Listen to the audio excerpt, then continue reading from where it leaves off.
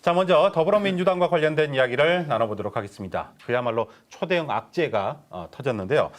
지난 2021년 전당대회에서 송영길 전 대표를 당선시키기 위해서 불법 정치자금, 돈봉투가 오갔다 이런 이야기가 나오고 있습니다. 거기서부터 어떻게 이 이야기가 이제 나오게 됐는지 그 과정을 쭉 설명을 해주시죠.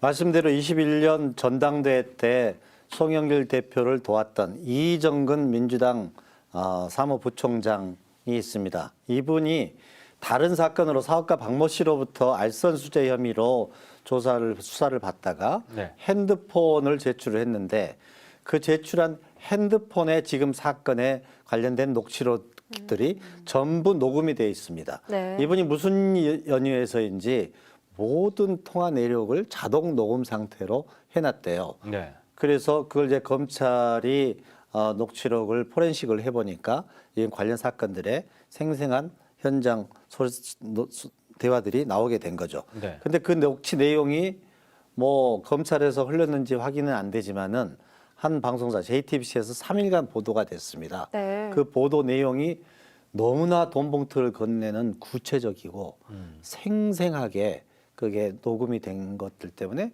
국민들이 충격을 받고 지금 일파만파로 파장이 커지고 있는 중입니다. 네, 방금 말씀하신 그 녹취록 내용에서 보면 호남을 챙겨야 한다는 이야기도 있어서 이 호남 국회의원들도 연루되어 있을 가능성이 있다고 하던데요. 어떻게 보고 계실까요?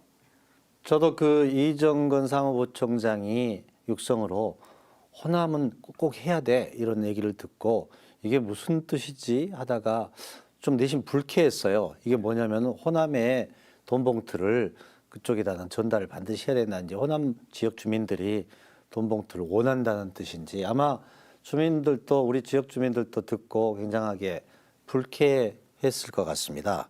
그래서 호남의 국회의원들도 송영길 대표를 선거운동을 지원하는 분들도 있고 또 송영길 대표하고 친분이 원래 있었던 분들이 많이 있었거든요. 네. 그래서 그런 의원들을 중심으로 한 20여 명이 명단이 소위 그 정보지라고 하지 않습니까? 네. 지라시에 네. 이런 데에 다 돌았어요. 거기에 이제 해당되는 의원들이 호남에 한 4명, 5명이 됐는데 그분들은 다 부인하고 있다고 들었습니다. 그런데 검찰에서는 20여 명의 의원을 특정을 해서 소환할 계획이다.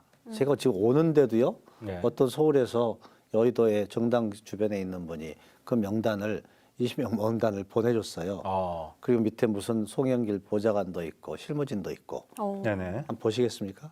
예. 끝나고 나서 보여드릴 수도 있는데 그게 이제 정확치는 않고 그렇게 거론이 되는데 검찰에서 이제 이분들을 소환을 하면은 출석을 해야 되는 거죠. 그러면은 네. 이게 이제 파장이 더욱 커지게 될 걸로 예상이 됩니다. 네, 그게 사실이 명확하게 확인이 된 것이 아니기 때문에 저희가 명단을 여러분에게 알려드릴 수는 없는 거고 그런 명단이 정치권 주변에 돌고 있다 이 정도로만 일단은 이해를 해주시면 될 것 같습니다. 자, 그렇게 되면서 민주당 내부의 분위기가 심상치가 않은데 분위기 전해주시죠. 네, 이 녹음 파일이 한 3만 개 된대요. 그런데 유의미한 게 한 2,000개 정도로 된다는데 현재까지는 3일 동안에 녹음 파일이 공개된 게 한 4-5개 정도밖에 안 돼요. 네. 네. 그래서 민주당에서는 무슨 사건의 진상을 전모를 알아야 대처를 할 텐데 네. 검찰에서 그 녹음 파일이 어떤 내용이 얼마나 더 감정선을 자극하는 내용들이 얼마나 또 국민들이 볼 때 실망할 내용들이 알 수가 있는지 알 수가 없기 때문에 대처를 할 수도 없고 네. 지금 또 이정근이나 또 등장하는 강내구 부총장이나 이런 분들이 다른 사건에도 어느 정도 개입됐는지에 대해서 파악을 할 수가 없기 때문에 당내에서는 사실은 속수무책인 상황입니다. 네, 이재명 대표는 어제 공식 사과를 했고요. 송영길 전 대표의 귀국을 요청했습니다. 송 전 대표는 현재 프랑스 파리에 있는데 22일에 현지에서 인터뷰를 하기로 한 상황이죠. 지금 총선을 앞두고 있어서 더 걱정인 것 같은데 앞으로 어떻게 방향이 흘러갈까요? 그러니까 이제 최종 이 돈봉투 사건의 수혜는 송영길 대표라고 할 수가 있기 때문에 이재명 대표가 어제 대국민 사과를 하고 조기 귀국을 종용을 했는데 송영길 대표는 귀국한다는 얘기 대신에 22일 기자회견을 통해서 입장을 밝히겠다고 해요. 송영길 대표는 지금 파리에서 5월 말까지 계약이 된 개원 교수 활동을 하고 있습니다. 그거 네. 끝나고 나면 원래 계획은 한 달 정도의 유럽 여행을 하고 귀국하려고 했는데 아마 이 사건 때문에 귀국을 하게 될 텐데 송 대표 입장에서는 아니 내가 지금 이 사건을 피하려고도 하지 않고 또 그분 스타일이 이런 걸 피해가지고 숨고 이런 스타일은 아니에요. 네. 있으면 있는 대로 없으면 없는 대로 당당하게 밝힐 텐데 지금 귀국하게 되면은 관계자들하고 이정근이나 강내구, 정내구 이런 분들하고 말 맞추기 하는 것들에서 증거 인멸밖에 되지 않으니까 오히려 검찰이 부르면은 언제든지 귀국하겠다. 아마 이런 생각을 가지고 있을 걸로 추정이 됩니다. 네. 당에서는 빨리 들어와서 좀 해명을 해서 조기 진화를 하기를 바라는 것 같습니다. 네. 귀국이 늦어지면 늦어질수록 민주당은 이제 정보도 좀 부족하고 그러니까 어떻게 보면 깜깜이 대처밖에 안 되니까 그렇죠. 예, 네. 답답한 네. 입장이 계속될 것 같습니다. 네, 그렇습니다. 자, 이렇게 되면서 이낙연 역할론이 재부상되고 있습니다. 친이낙연계 싱크탱크 역할이라고 볼 수가 있겠죠. 연대와 공생이 또 광주에서 심포지움이 예정이 돼 있습니다. 그러면서 이제 이것을 여러 가지 그 의미가 있지 않을까 이렇게 들여다보는 분들이 계시거든요. 설명을 해 주시죠. 이낙연 대표가 장인상을 당해서 한국에 머물다가 오늘 다시 미국으로 출국을 했습니다. 네. 그런데 공교롭게도 말씀하신 대로 그런 관련된 단체에서 심포지움을 한다고 하는데 아마 이 사건 나기 전부터 예상이 된 것이었기 때문에 그 정치적 의미를 부여할 필요는 없다고 생각이 됩니다. 네. 그리고 지금 당이 굉장하게 백척간두의 위기 상황인데 거기에서 본인의 정치적인 입지를 위하는 행보를 한다면은 그건 오히려 역풍이 불 것이라고 생각을 할 것이기 때문에 지금 무슨 뭐 이낙연 역할론 이야기하는 것은 조금 이른 판단이다, 이른 생각이다 이렇게 말씀드릴 수 있겠습니다. 네. 네. 자, 이어서 이제 국민의힘 분위기로 넘어가 보도록 하겠습니다. 국민의힘도 역시 분위기가 좋지 못하고 악재가 터졌습니다. 바로 전광훈 사랑제일교회 목사와 관련된 일인데요.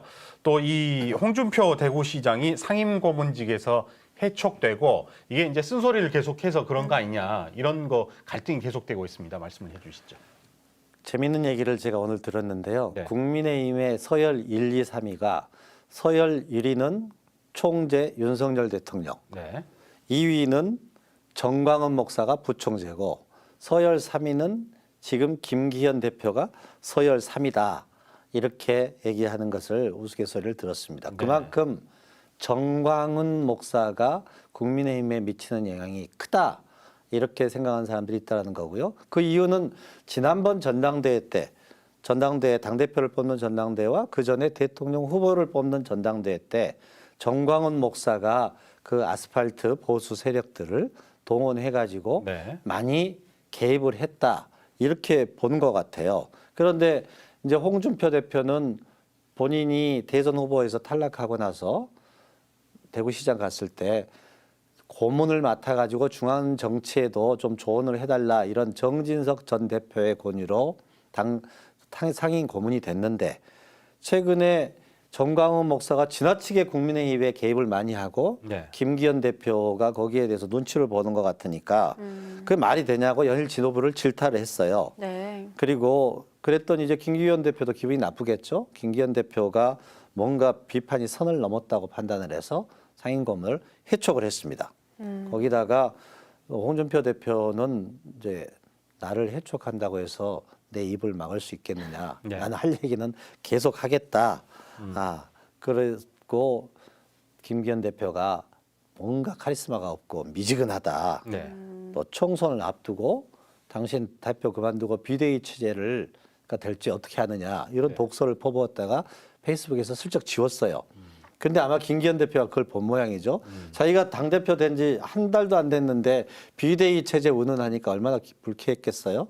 그래서 상임 고문을 해촉을 해서 징계 성격의 해촉을 했다고 봅니다. 네. 네, 말씀하신 것처럼 홍 시장의 쓴소리는 더욱 거침없어진 상황이고요. 대구 경북 지역 민심도 많이 흔들리고 있는 상황이죠. 이제 홍준표 시장은 그래 그렇다면은 내가 아무 말 안 할 테니까 그러면 한 지지율이 60% 올라가는지 보자라고 또 시니컬하게 반응을 했는데요. 예, 지금도 대구에서 또 국민의힘의 지지율은 떨어지고 있는 추세입니다. 네.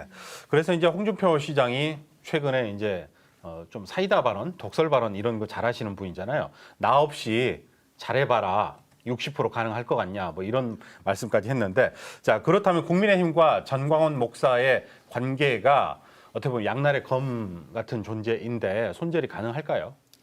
지금 국민의힘의 지도부에서는 최고위원들은 아니 정광훈 대표가 지금 당원도 아니다. 네.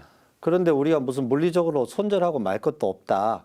무시하고 가면 된다라고 이야기를 하고 있는데 정광훈 목사는 어제요 기자회견을 해가지고 느닷없이 국민의힘은 당의 공천권을 다 내려놔라. 네. 그리고 당원들이 직접 공천할 수 있도록 바꿔야 된다라고 하면서 본인들의 세력으로 정광훈 목사의 세력으로 국민의힘의 공천권까지 관여하려고 하는 그런 의도를 보여서 아직까지 국민의힘과 정광훈 목사의 긴장은 계속되고 있습니다. 네, 총선을 앞두고 여야 모두가 홍역을 치르는 중인 것 같습니다.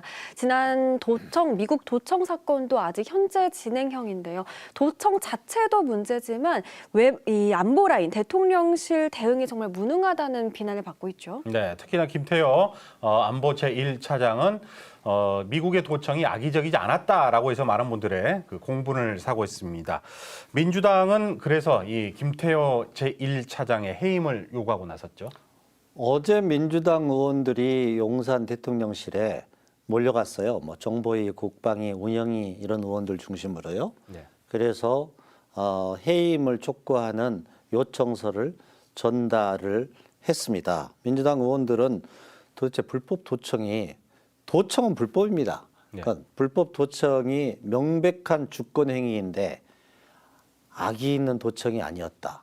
또 뭔가 조작되었다. 네. 이렇게 이야기를 하면서 도청을 당한 피해자가 네. 도청을 한 가해자 미국을 변호하기에 급급하니까 국민들도 그렇고 민주당 의원들이 발끈한 거죠. 네. 그런데 이제 바이든 대통령도 유출 경위를 철저하게 조사하라고 어제 지시를 했어요. 네.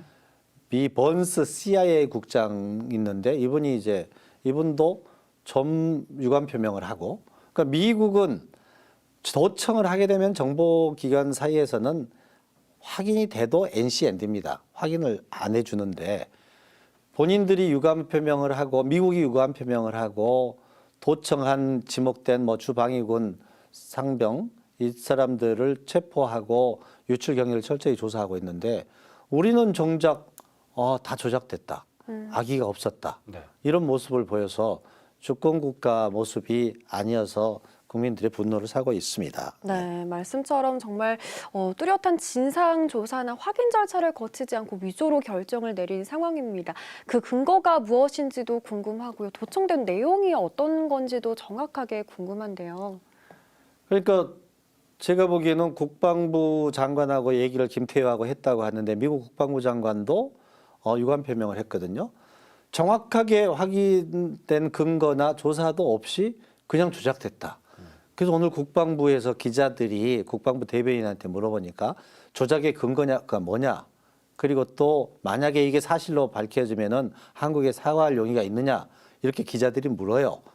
거기는 기자들이 꼼꼼하게 철저하게 질문을 하기 때문에 거짓 답변을 하기가 어려운죠, 미국은. 네. 그런데 그렇게 질문했는데 그냥 그쪽에서도 한미 관계는 지금도 돈독하다 이렇게 피해 갔는데 굉장하게 공공한 상황입니다. 미국의 입장에서는. 네. 그 내용은 그런데 지난번에 김성한 안보실장하고 우리 이문희 외교비서관 간의 대화의 내용 중에 우크라이나로 155mm 포탄을 33만 불을 우회해서 폴란드로 수출을 하는 방안을 생각해보자 이런 내용이거든요. 그런데 그 기밀 문서에 나온 게 155mm 포탄 수량 33만 불까지 다 맞아떨어졌어요. 네. 그러니까 조작된 게 아니죠. 네. 도청이 거의 뭐 확실해 보이는데 아직까지 네. 그 근거 단서는 찾지 못한 것 같습니다. 네. 저희가 뭐 앞서도 지적을 했지만 도청 의혹에 대해서 항의조차 못하고 오히려 피해자가 가해자 쪽을 두둔하면서 문제가 되고 있는데, 자, 그렇다면 한미 정상회담이 정상적인 분위기로 치러질 수 있을지 그것을 예상을 해보죠. 그게 도청의 의혹이 있을 때 우리가 강력하게 항의를 했어야 돼요. 그리고 사과를 요구하고 네. 재발 방지를 약속받고, 그렇게 되면은 우리가 한미 정상회담 하기 전에 우리가 협상의 주도권을 잡을 수 있지 않습니까? 네. 그리고 협상력도 제고가 되는 원하는 거고, 것을 또 더 얻을 얻을 수도 수도 있는 있고요. 거. 왜? 너희들이 잘못했는데 지금 사과하라고 하니까 도청했는데 인정할 수도 없고, 굉장히 공공한 미국의 입장이 되는 거죠. 그럴 때 우리의 필요한 반도체법, 인플레이션법, 뭐 북한 핵 문제, 네. 이런 것들을 우리에게 유리하도록 협상 결과를 가져올 수 있는 오히려 좋은 기회였는데, 네. 그냥 거기서 미국 측 변호만 하다가 그런 기회를 놓치고 말았습니다. 그리고 국빈 방문을 하게 되지만은 국빈 방문에 공짜 점심이 없습니다. 대접하고 나서 거기에서 올 그런 청구서를 생각하면은 지금도 아주 걱정이 큽니다. 네, 그렇군요. 자, 이제 마지막으로 우리 지역 소식 가보도록 하겠습니다. 군공항 이전 특별법이 국회를 통과했습니다. 이렇게 통과하는 것을 어떤 의미를 찾아볼 수가 있을까요? 지금까지는 우리 광주시에서 기존에 이전할 군공항을 건설을 해서 기부를 하고, 그리고 종전 부지를 양여받아서 개발을 해가지고 그 비용을 충당하는 소위 기부대 양여, 그런 방안이었습니다. 네. 그런데 만약에 우리 송정리 군공항을 개발을 했는데 4조 5천억, 4조 7천억 이 공공항 이전 계획 비용보다 개발에서 얻는 수익이 더 적게 되면은 그게 안 맞지 않습니까? 네. 그래서 그 부족분을 국가의 예산으로 보전할 수 있도록 그 법안에 넣는 게 이번 법안의 가장 큰 특징입니다. 네. 네. 그리고 또 광주와 대구가 동시에 공안 특별법이 동시 통과가 돼서 이건 달빛 동맹을 더욱 공고화하게 되는 그런 동서화합의 중요한 사건이기도 해서 아주 잘 되었습니다. 네. 네. 앞으로의 또 주요 과제도 한번 짚어주시죠. 이제 이 공항을 어디로 옮길 것인가. 네. 지금 영광은 이제 포기를 했고요. 한평에서 설명회도 했고, 또 무안도 그런데 무안에서는 굉장하게 반발이 심하지 않습니까? 네. 그 예비 이전 후보지 등 옮겨갈 것, 이전 부지를 정하는 문제가 굉장하게 시급하게 진행돼야 되고 중요한 문제입니다. 네. 광주시나 전남도, 뭐 무안군, 한평군 이런 데에서 모두 의견 조율을 통해 가지고, 제일 중요한 것은 작전성보다는 이제 주민 수용성이에요. 주민들이 동의를 하느냐. 네. 이걸 최우선에 두고 이전 부지를 빨리 결정하는 게 그 중요한 과제입니다. 네. 그러다 보니까 이제 한평군에서의 주장, 또 도지사, 시장의 입장이 지켜볼 만한 이슈로 떠오르고 있는데, 한평군에서는 광주로의 편입, 또 군공항 유치 이런 것들을 주장하고 있지만 김영록 도지사는 불가 입장을 나타냈습니다. 그래서 조만간에 이제 김영록 도지사와 강기정 광주시장이 만나서 회의를 할 것 같은데, 그것과 관련된 분위기 말씀을 해주시죠. 그렇죠.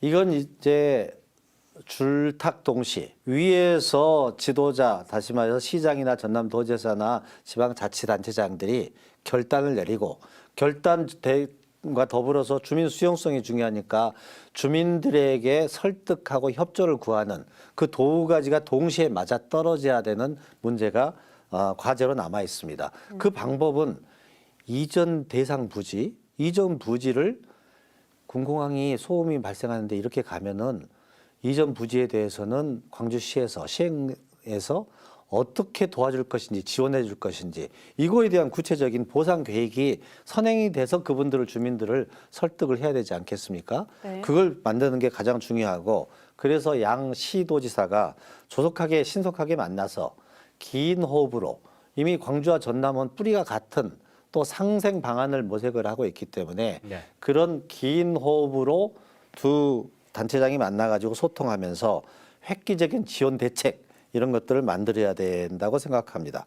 광주와 전남은 한 뿌리라는 그런 상생 철학을 바탕으로 단체장들과 지도자들이 통큰 결단, 그리고 주민을 위한 성실한 설득 노력, 이게 지금 필요한 시점입니다. 네, 말씀처럼 정말 두 분의 정치력과 리더십이 그 어느 때보다 정말 필요한 상황인 것 같습니다. 정말 지혜로운 결단을 내려주시길 기다려봐야 될 것 같습니다. 지금까지 더현 정치랩 김명진 대표와 함께했습니다. 고맙습니다. 네, 감사합니다.